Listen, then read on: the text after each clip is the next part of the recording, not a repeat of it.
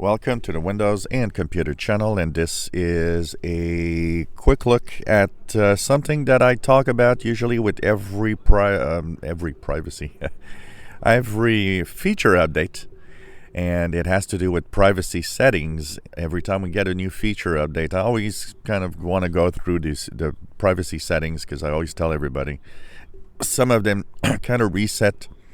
And you might want to check that if you are, privacy conscious in Windows 10. Well, here's the good news. The good news is if you go into your settings and you go into privacy, if you are on the May 2020 update and have upgraded to the October 2020 update, because it's just a cumulative update that does just a few changes, all of the privacy settings that you have applied on your system should normally all be at the same level, since it's just kind of a service pack thing.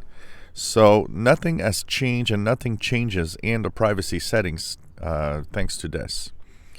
But if you come from an older version of Windows 10, if you come from 1903, 1909, 1809, maybe take a peek at your privacy settings once again to make sure that whatever you have chosen is still valid.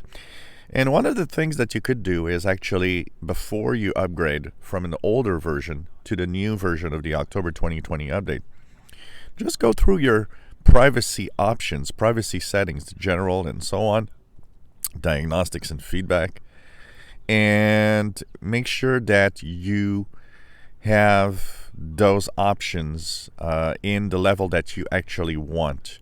Make sure that these options are going to stay the same by simply looking at how they were set up just before the upgrade.